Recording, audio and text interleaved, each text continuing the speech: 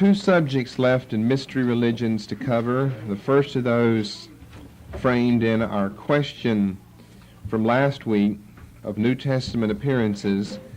Do the New Testament authors ever actually refer to one of the mystery religions in their polemics against false religions? The second of those questions being the question of borrowing, framed in this way tonight. Does the New Testament church, or do its writers, ever borrow terms, concepts, or practices from the mystery religions? Question last week, do we find the mystery religions under some text in the New Testament? We've answered that evidently no, we don't.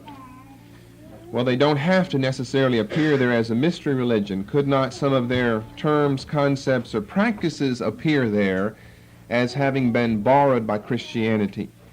And so the question for tonight that we'll be answering tonight, and probably one or two or three, probably three more Friday nights as well, does the New Testament church, or do its writers, ever borrow terms, concepts, or practices from the mystery religions? And we're going to begin looking at that tonight, probably in reverse order. Practices, concepts, and terms.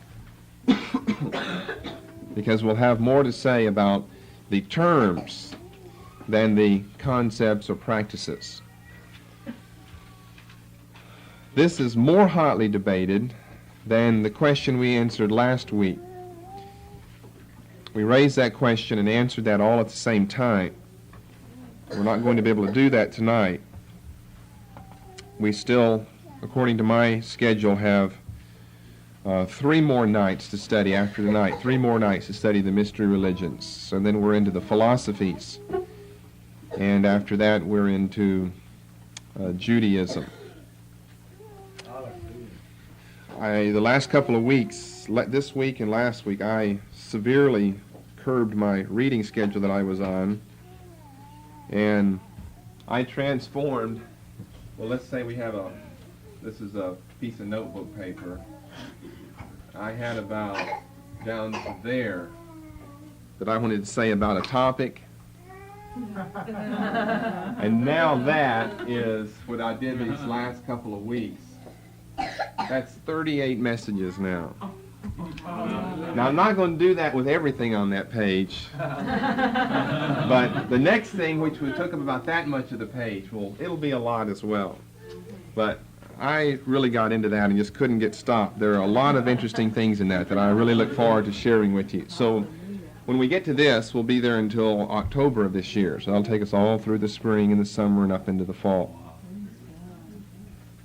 This is more hotly debated than our question last week. There's no subsiding of the debate today. There's no consensus of opinion on this. As I said last week, it doesn't necessarily make one either a liberal or a conservative, depending on which of the positions you might take, yes or no, on our question number 2 or question B tonight, which is really the last thing on your outline under the topic of mystery religions. Now, the mystery religions, they don't invent new terms. They certainly don't invent new terms or invent new concepts. They just borrow, words or terms, phrases that are just current in Greek. So when the New Testament employs the same terms, is it also just using what was current Greek? Or would the New Testament be considered borrowing that from the mystery religions? So let's do them in reverse order tonight.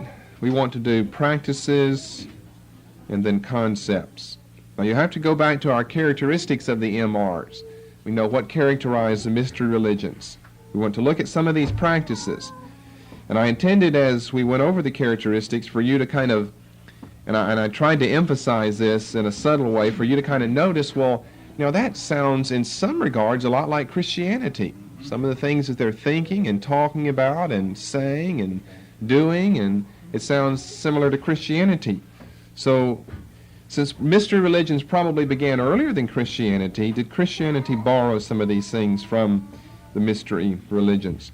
Such as, let me give you a few examples of some of the practices. One of the first important things was the festal communal meal that you might look in the New Testament under two headings to find something borrowed. Either the communion or the agape. Two things that are separate, two things that are distinct, but two things that are similar. Or what about the practice of baptism?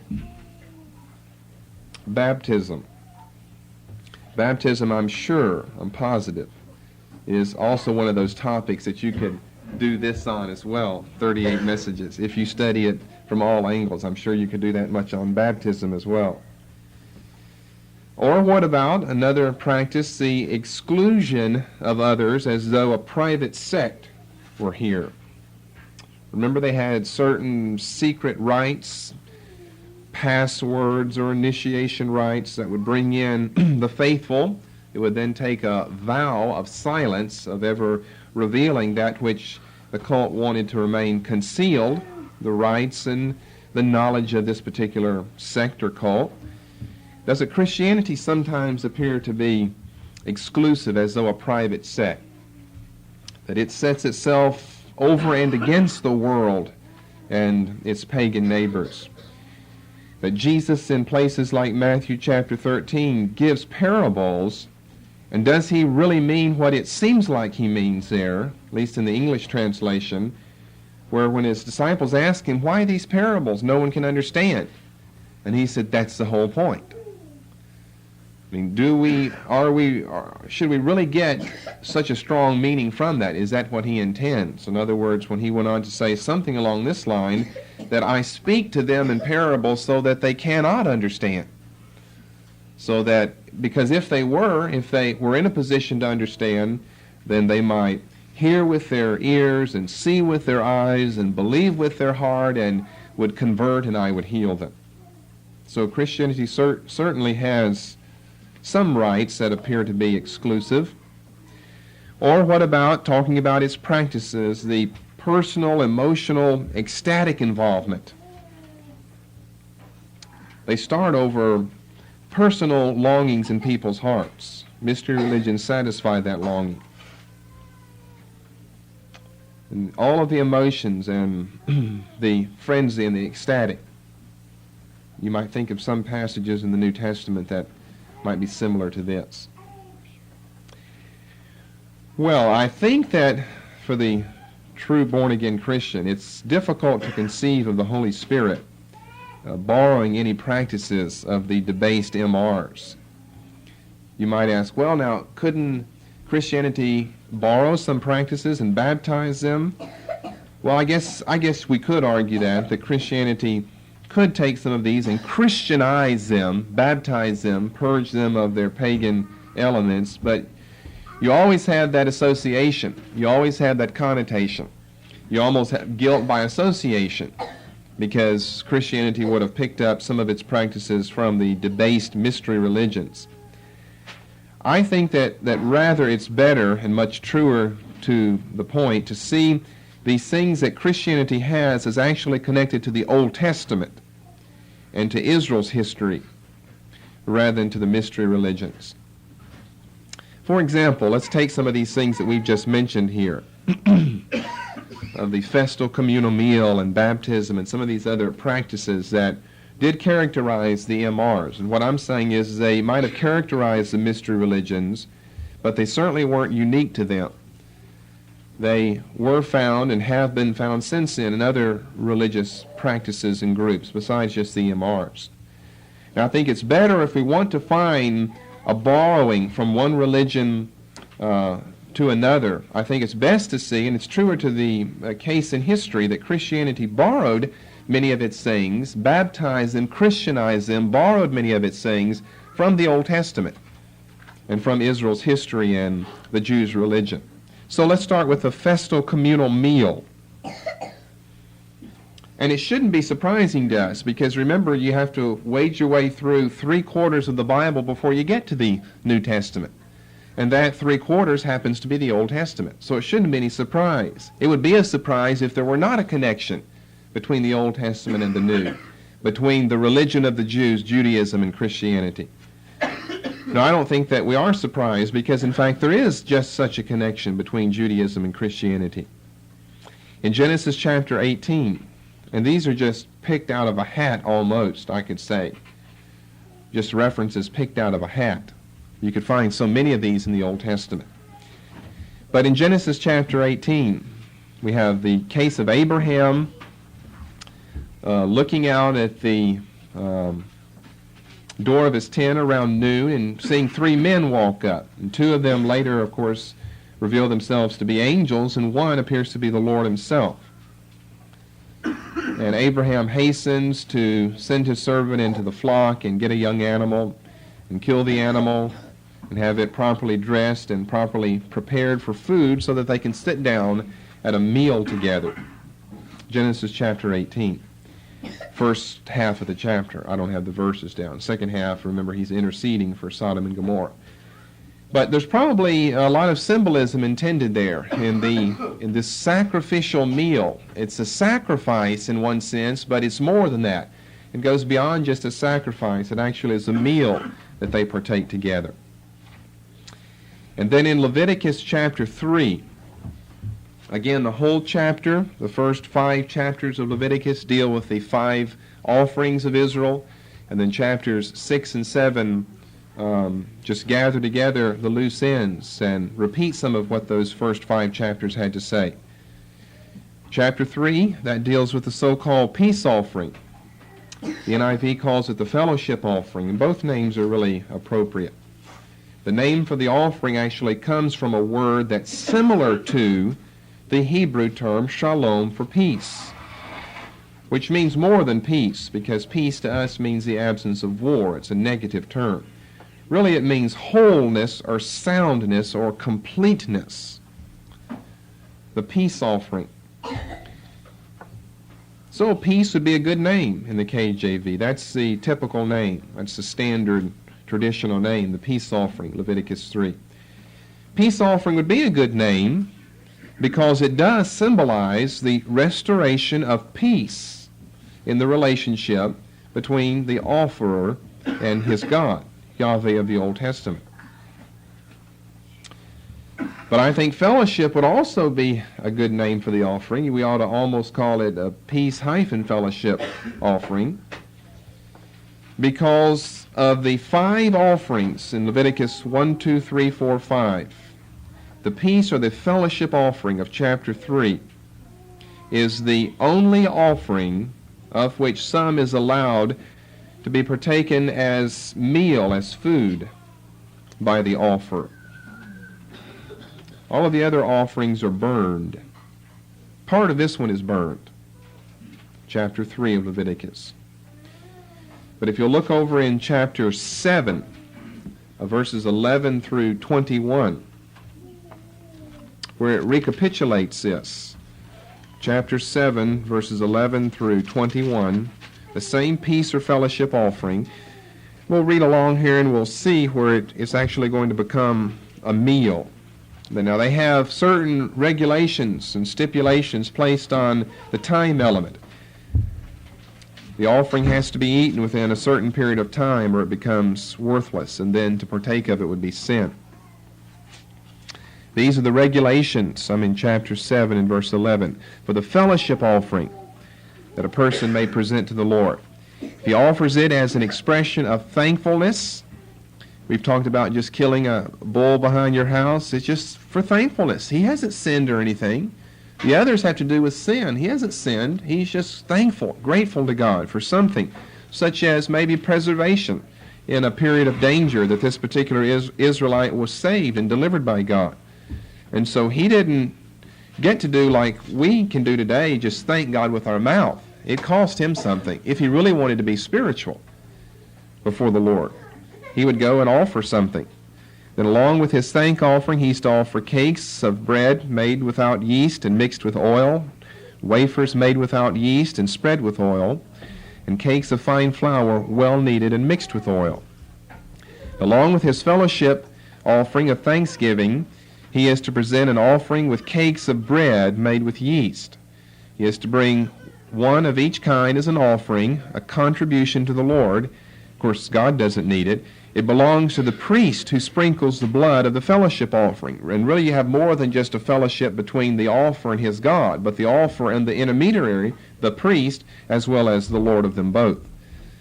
The meat of his fellowship offering of thanksgiving must be eaten on the day it is offered. He must leave none of it until morning. Now here's the only offering of which they are allowed to partake, eat, digest, and consume. Why? Because it symbolizes what Jesus is going to develop in the Last Supper, at the end of all four Gospels, of this offer, being thankful, grateful to God, and sitting, as it were, at a table, partaking of a fellowship meal with the Lord. And you see these same things, the same symbolism with the Last Supper or communion, and with the Lord's Supper or the agape that we even still practice down to this day. Well, we practice both, but some don't practice the latter of those. It is a fellowship where we could sit at a table together, or if we have too many of us that sit at one table, we sit at many tables, and it is a festal, communal meal of thanksgiving and sharing and of love. So what if mystery religions have a meal like this? Christianity is more connected to and attached to Judaism of the Old Testament than mystery religions. And Judaism itself had the practice of a communal meal. Think of the Passover in Exodus 12. Not exactly the same as this, but they were allowed to eat that. That was a meal before the Lord. It was a fellowship that they were allowed to offer something to the Lord, and yet themselves allowed to eat that, so both them and the Lord could receive benefit from that. So that takes care of the communal meal. What about baptism then? The borrowing of baptism. Now this is even a larger issue than the communal meal. Well, we could of course give you as a reference all of the book of Leviticus. It's just filled with ritual washings. Everyone has to be washed for one reason or another. Everything from the priest in the rites of consecration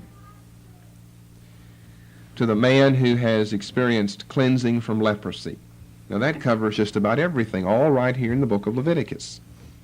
From the consecration and the separation of the priest and his sons to the work of the ministry around the tabernacle, they were washed. Bodies washed, garments washed, everything washed, to a man who had been cleansed from leprosy, over in chapters 13 through 15. Ritual washings. And then we might have Exodus 19:10. Now, when we get down to these 38 messages here, this will be one of the important verses there. So you may want to take note of this. Exodus 19:10. They're in preparation, Moses and, well, really all of Israel, for receiving the law in the next chapter. The Lord said to Moses, I'm going to come down in a dense cloud so that the people will hear me speaking with you and will always put their trust in you. And Moses told the Lord what the people had said. And then he said to Moses, go to the people and consecrate them today and tomorrow. Have them wash their clothes and be ready by the third day. Have them wash their clothes. Well, you see, the rabbis have seen baptism and things like this. And if maybe you think that's stretching it, then watch how Paul stretches it. Jump over into 1 Corinthians chapter 10, verses 1 and 2. He's really not stretching it. He's trying to prove a point. But some people might think the rabbis are really grasping for straws there. But look what Paul does in 1 Corinthians chapter 10, verses 1 and 2.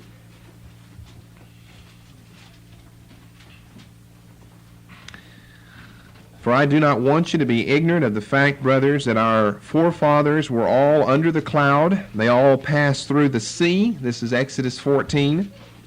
And they were all baptized into Moses in the cloud and in the sea.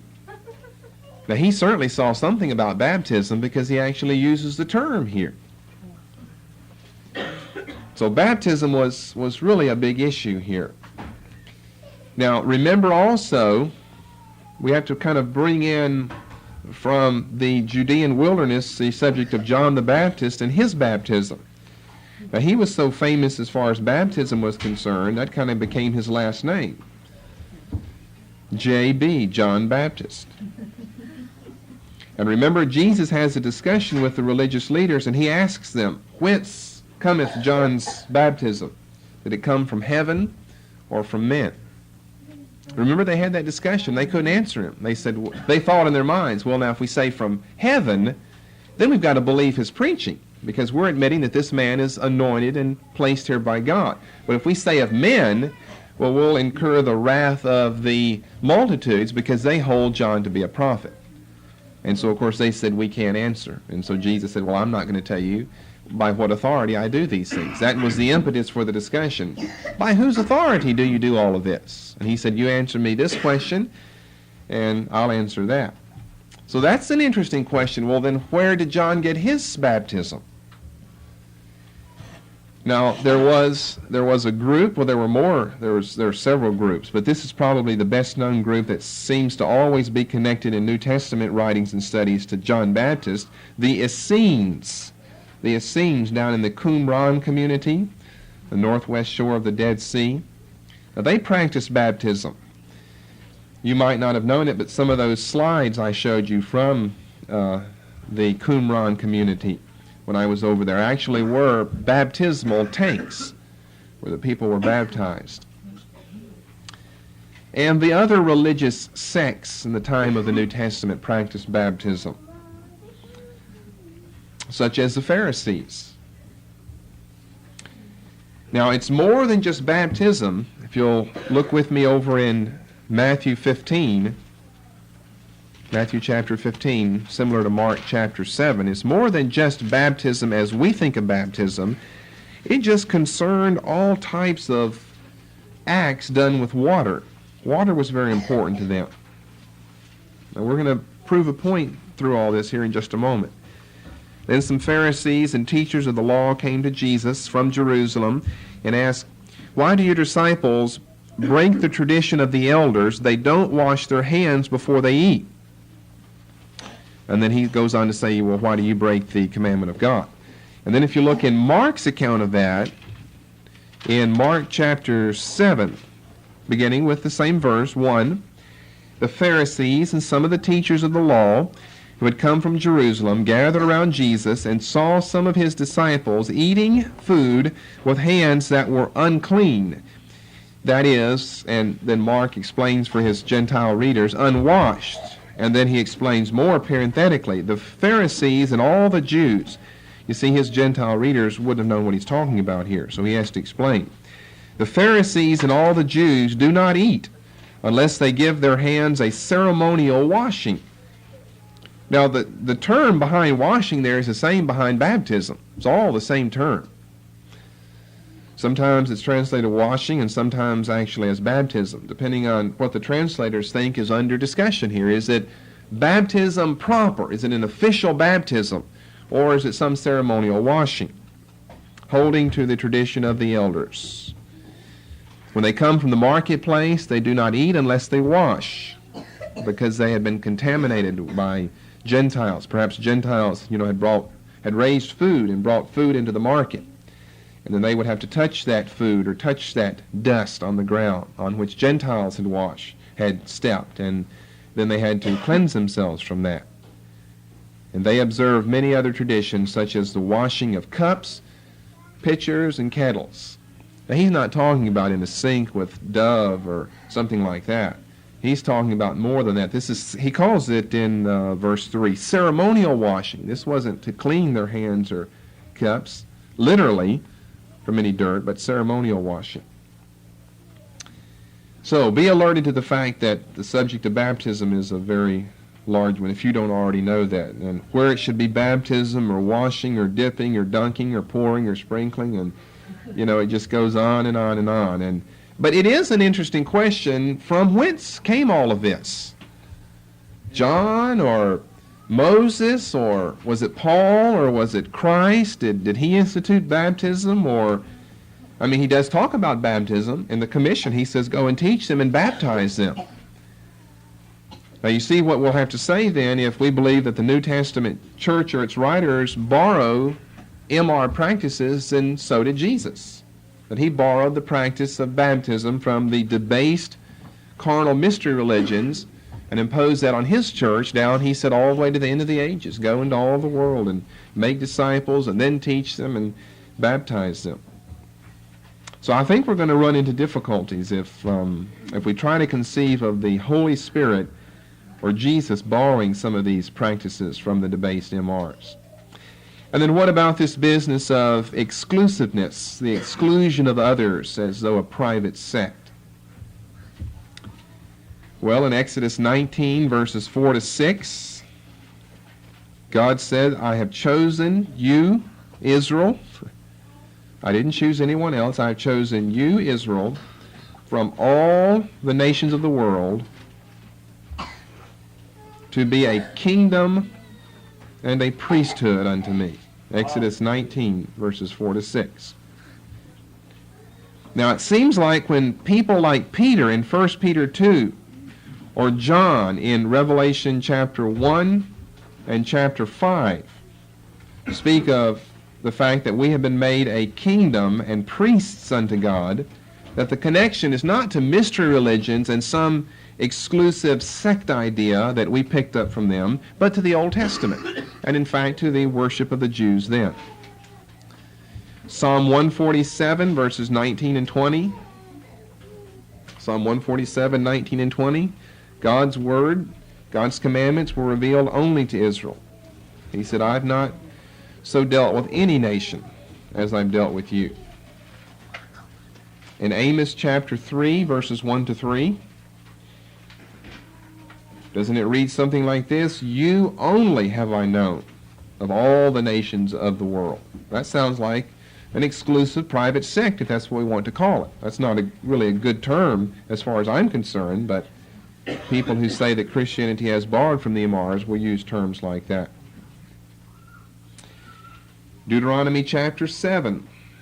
God said, I've chosen you from all nations. He said, I chose you not because you are great or mighty or many in number, but because I love you and I'm going to fulfill the oath to your forefathers.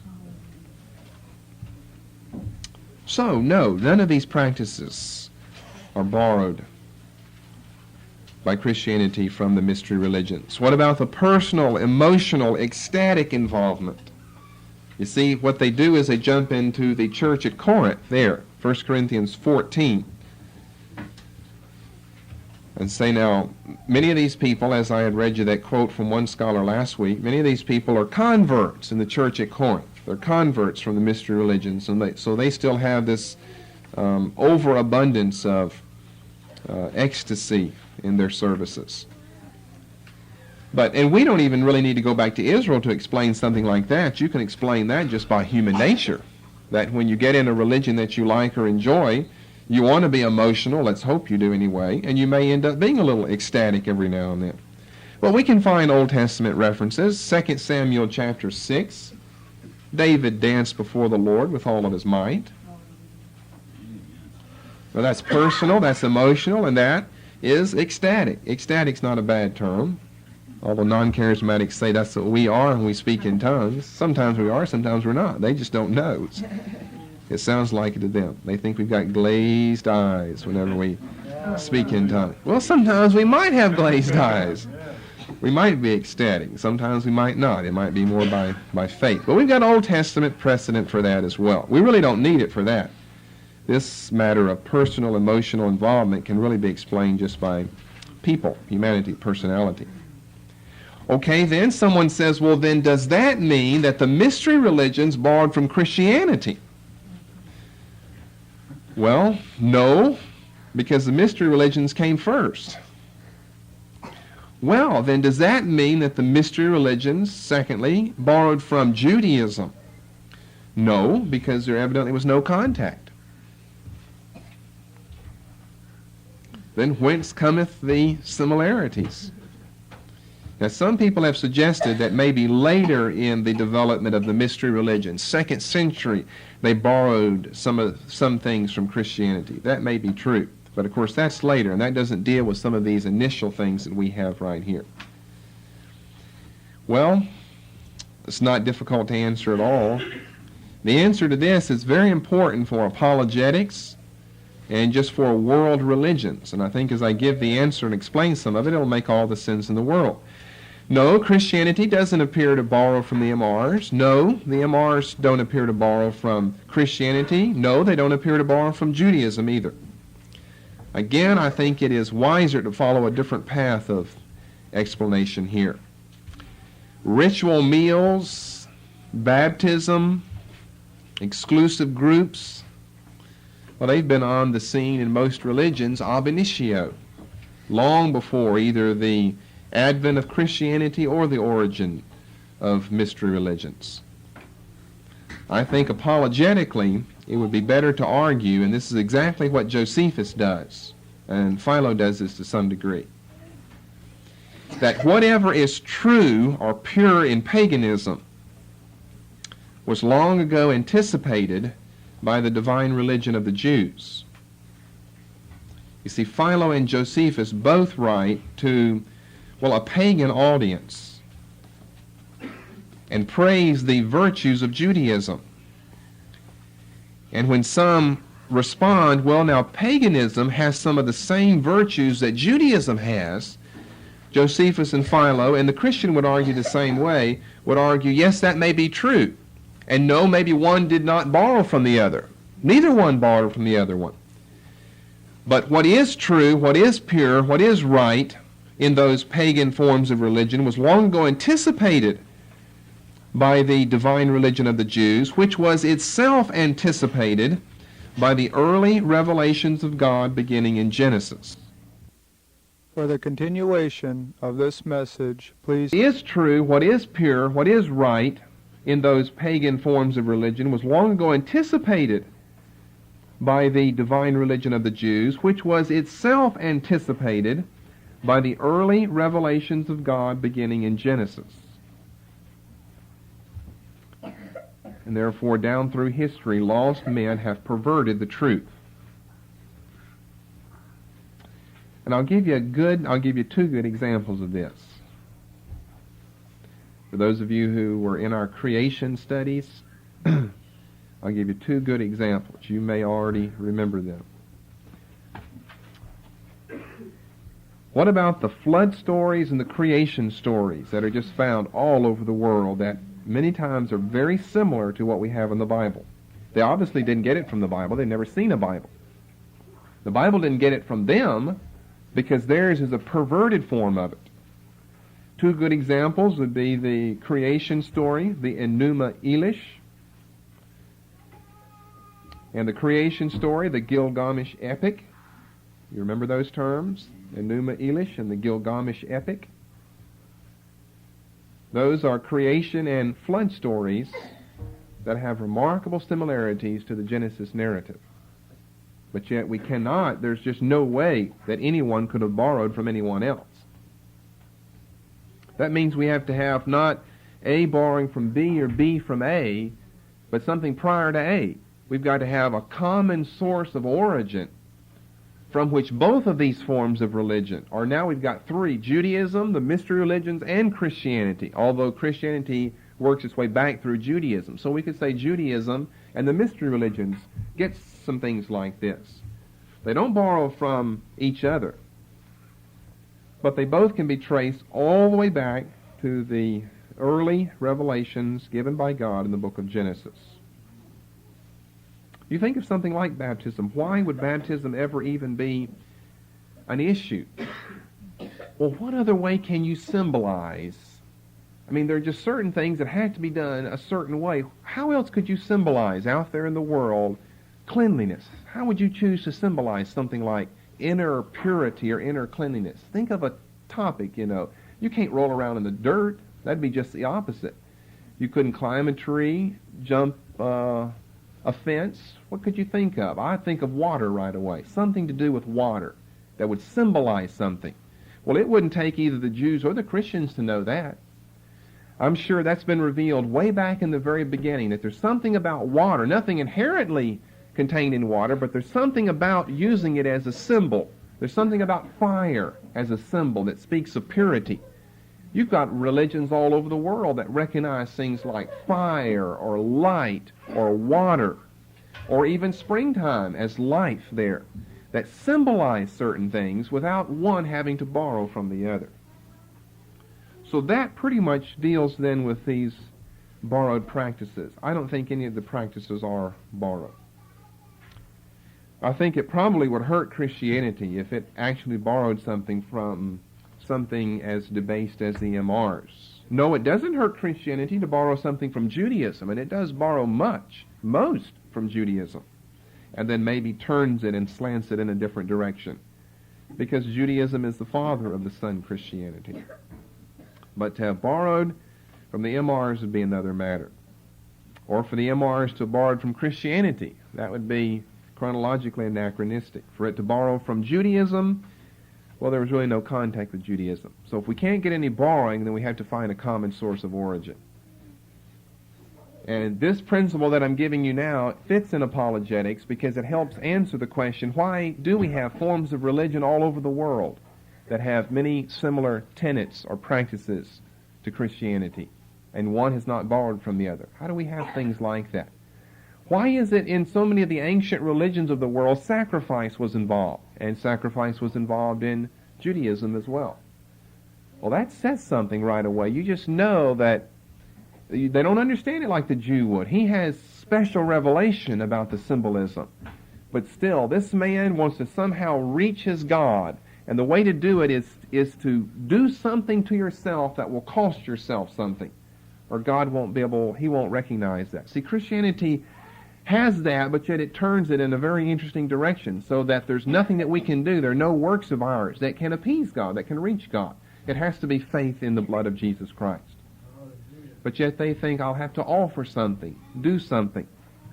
Maybe offer my own child. Some of the religions did, like Moloch in the Old Testament. Or at least sacrifice an animal. And probably this is due to the early revelations way back in the book of Genesis, and they were carried down just in remembrance from one generation to another. And of course lost and perverted in paganism. That is, it lost its true original meaning and perverted from what the Jews would keep, restored down through history because they had special revelation.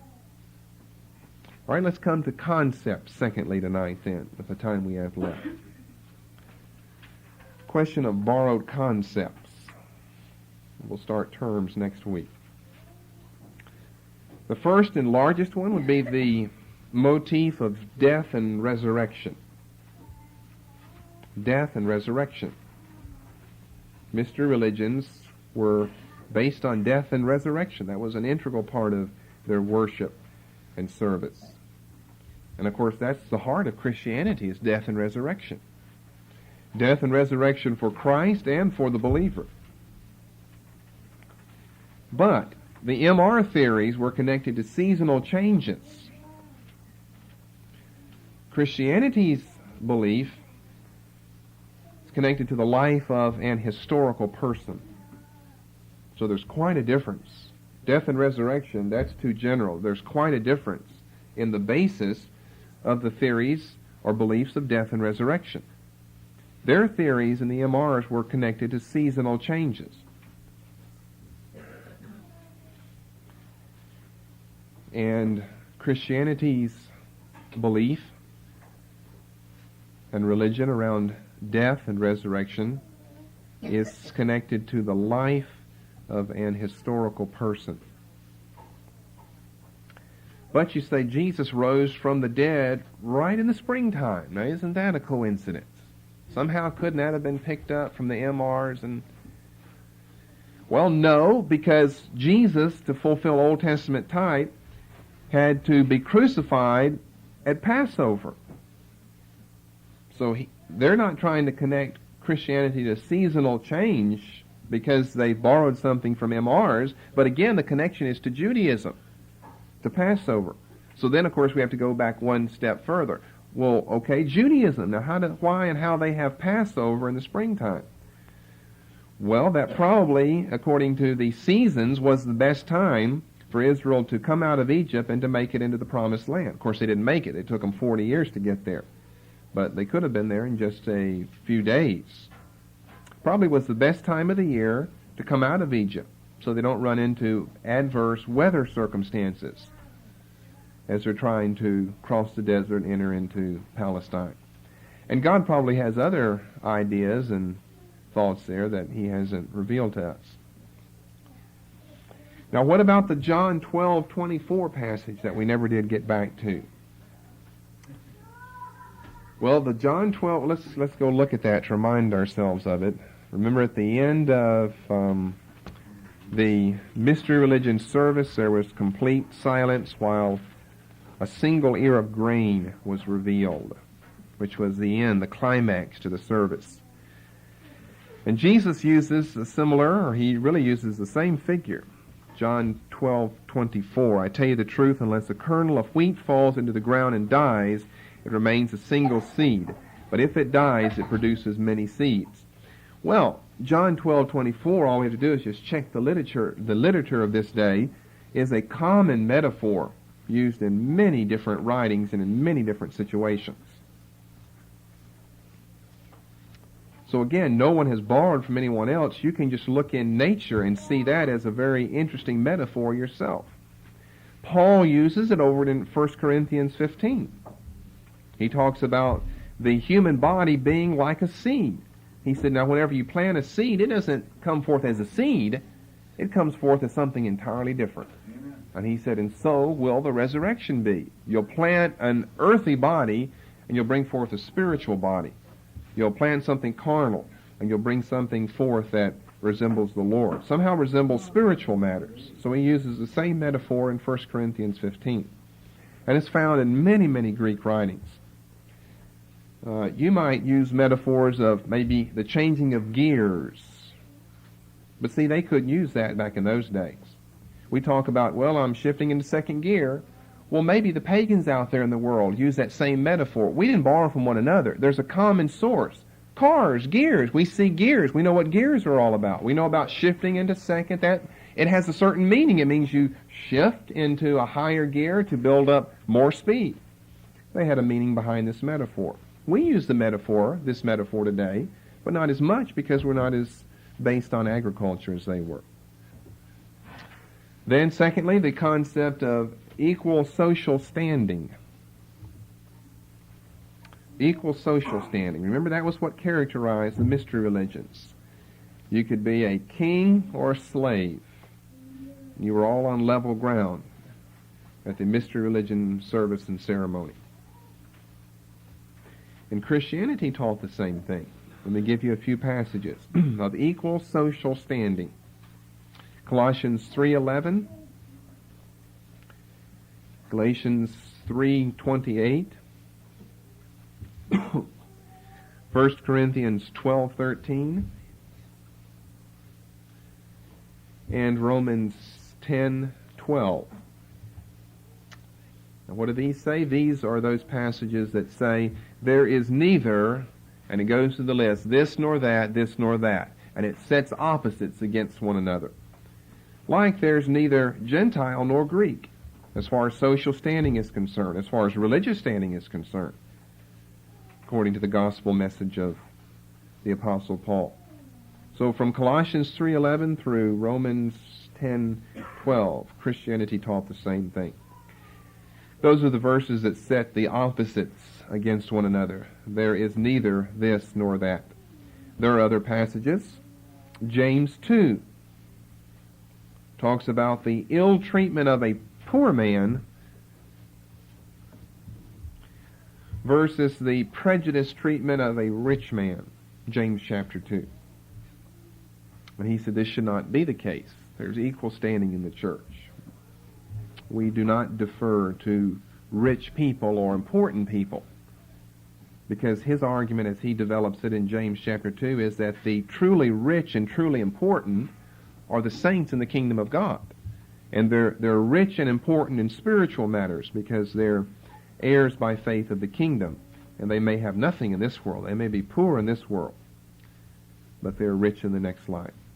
But again, Israel's religion taught the very same thing. Christianity has borrowed this from the truth of Israel's religion. Now, Israel recognized that both the poor and the rich lived in her land, both the king and the slave. But if you just think back into the Mosaic law, there are very specific stipulations placed there, that the rich were not to despise the poor. They were to love the poor.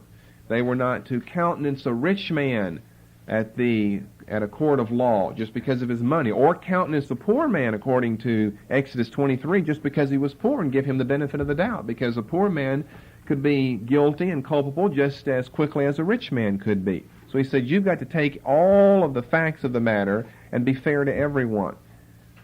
The ground is level there. The standing of all people is equal there. And so whenever it's time for a court of law, you don't look at their money or their prestige or their position in government or their position in the priesthood. You don't look at any of that. You just listen to the facts of the matter. So if Christianity picks that up from anything besides the teaching of Christ and the apostles, then of course it gets it from Israel's religion. A third concept, purification in this life. Purification in this life. Well, now here's one we can strike out right away, because the MRs were nothing but revelry and debauchery. They had anything but purification in this life. So there's no way Christianity borrows anything like that. The only type of purification they really have is a ritual one. They want to be ritually, ceremonially purified by baptism. But on the contrary, the Christians were to be pure morally. Pure in their love, pure in their faith, pure in their devotion to God. Regardless of what baptism might symbolize, even for the saint, purity, baptism is not the end for purity. You can't just be ceremonially pure, but they had to be morally and ethically pure. So the purity is an entirely different type of purity. One is ceremonial and one is moral, that extends to every fiber of the person's person. And then another concept of immortality. One of the favorite words of the mystery religions just happened to be this term.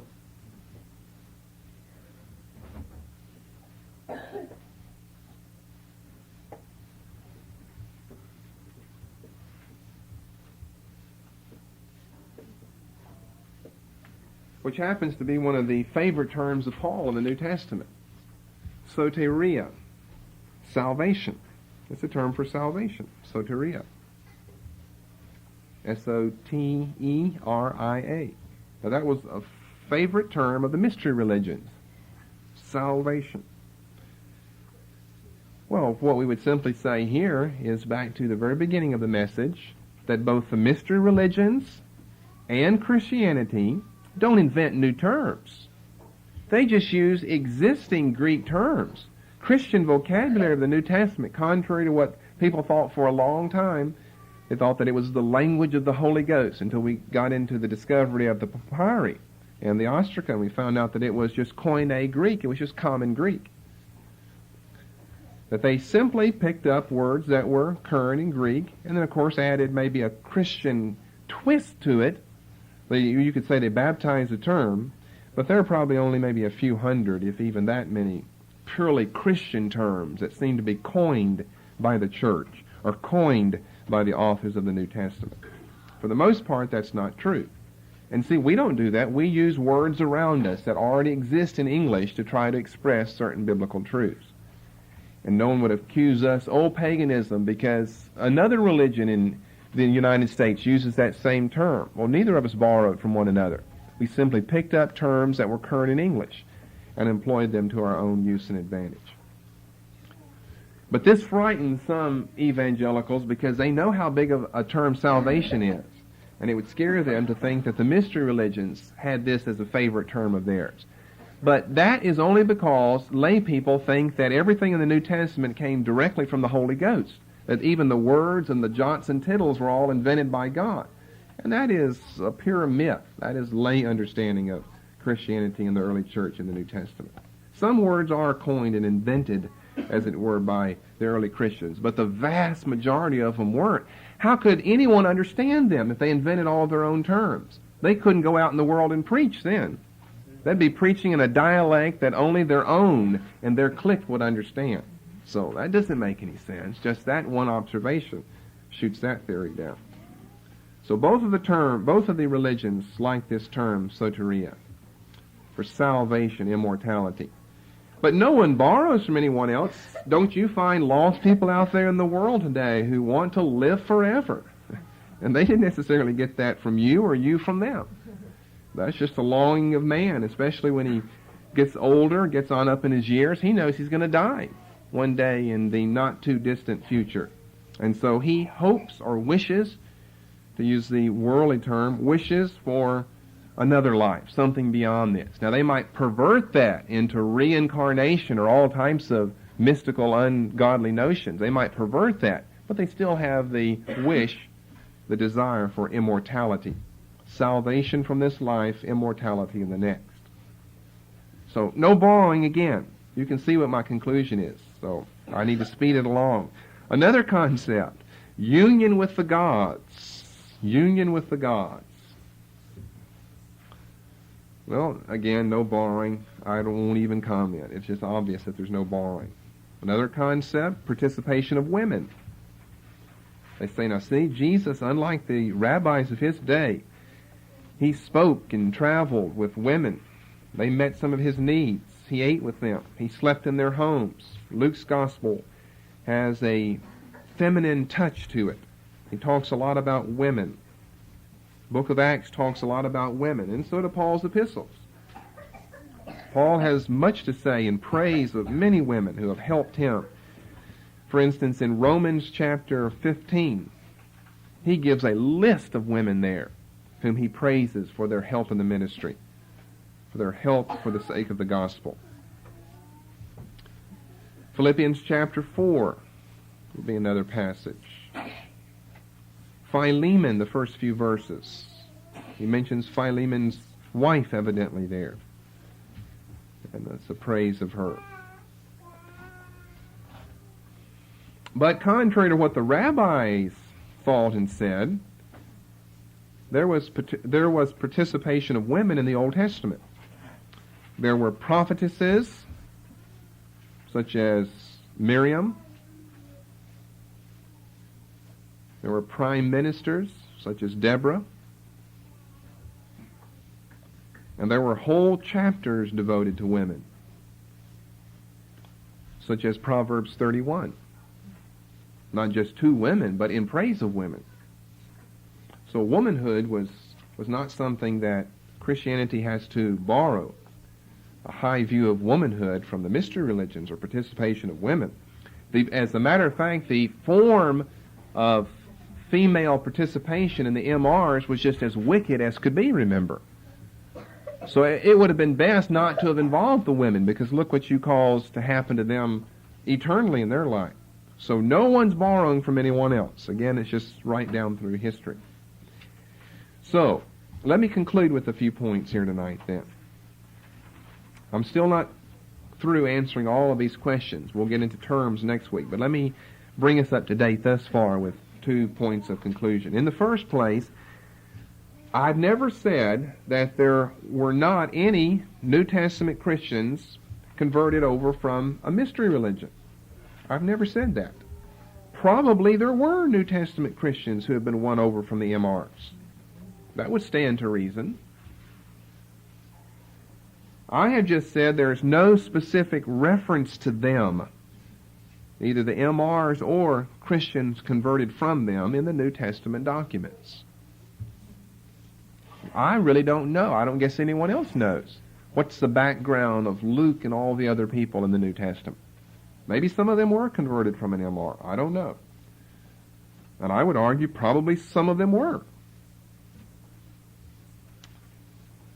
I'm simply arguing that there's no specific reference to them, such Christians or the MRs, in the New Testament books. And then, secondly, just to sum up what I labored here earlier, it's best to follow a different line of interpretation than borrowing. That's one line.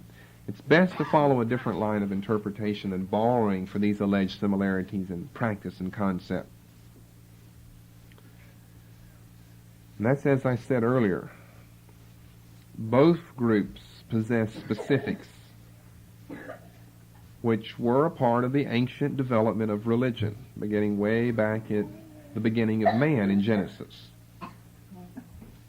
That doesn't hurt Christianity, it doesn't hurt MR, it's just a fact of the development of world religion. Both groups possess specifics which were a part of the ancient development of religion starting in Genesis, but of course the mystery religions perverted these.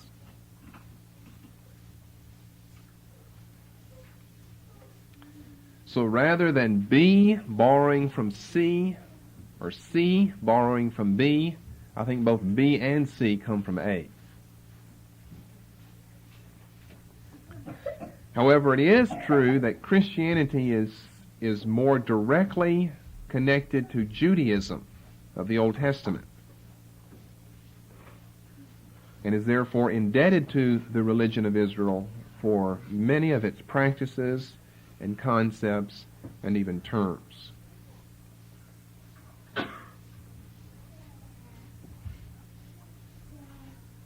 The MRs are not connected to Judaism. Christianity is connected, directly connected to Judaism. And it borrows many practices, concepts, and terms. It takes many of them a step or 1,000 further than Judaism ever did. But they're not invented by the Christians. They're borrowed from the Jews. However, we must remember that according to the New Testament, Christianity is more than just a son of Judaism. Now see, I didn't say that. So make sure you note what I did say. It's more than just a son. It is a son, but it's more than a son. Let me read you another author's flowery writing here. He starts talking in the first paragraph of this chapter that Christianity has been represented by some people, some of the modern Jews, as nothing but a mere school of Judaism, that Christianity somehow came from Judaism. He says, we are not unwilling to accept some of these phrases as expressing a great and important truth. Christianity is a school of Judaism, but it is the school which absorbs and interprets the teaching of all others. Christianity is a development of Judaism, but it is that development which was divinely foreknown and predetermined. Here's a phrase that you want to remember. It is the grain of which mere Judaism is now the worthless husk. Now we're back to grain and seeds, you see. Christianity is the grain of which mere Judaism is now the worthless husk. According to Paul's teaching, that's a proper interpretation of the relationship between Christianity and Judaism, especially as we move further and further away from, let's say, the death of Christ. In other words, Judaism was the mother in whose womb Christianity was developing and soon to be birthed. Christianity is the image of truth in its full proportions. The Jewish remnants are now as the shapeless fragments which remain of the block of marble when the statue is completed. Judaism is just the raw block of marble. That's how it starts off. Christianity becomes the sculptured fragment from that, and what's left of Judaism are all the little pieces of marble laying on the floor.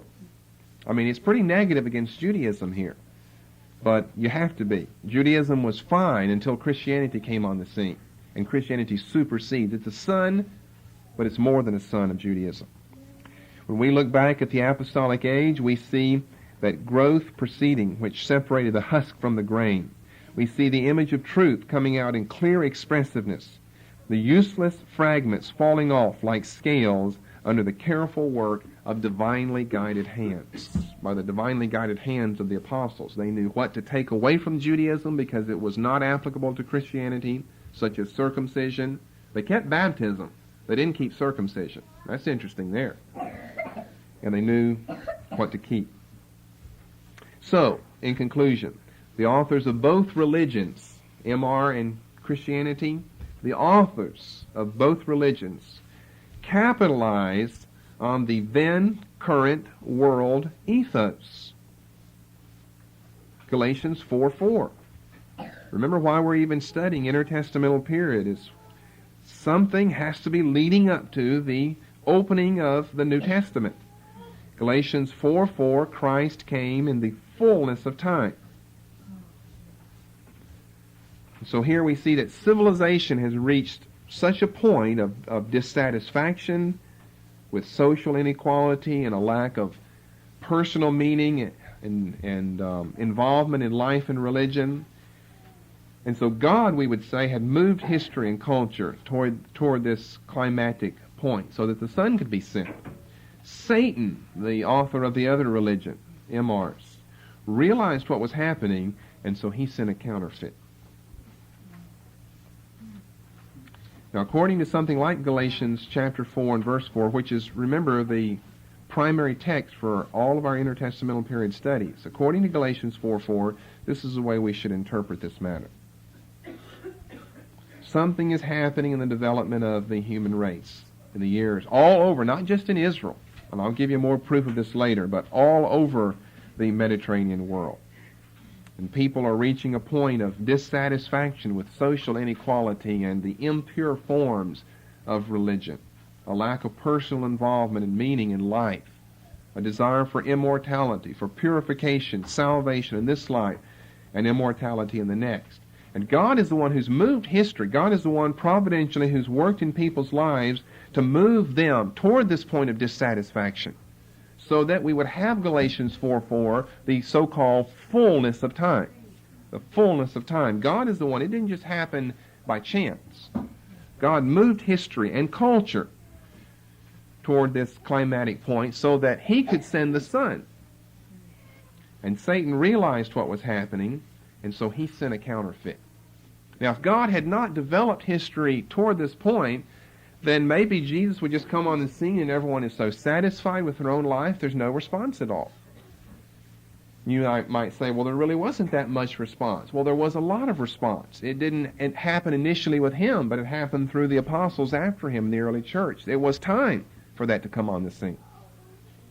So we have to again argue from Galatians 4:4 that was the precise moment, for all the other reasons that we've looked at and for more in the future, for the fullness of time to have come so that God could send forth his Son.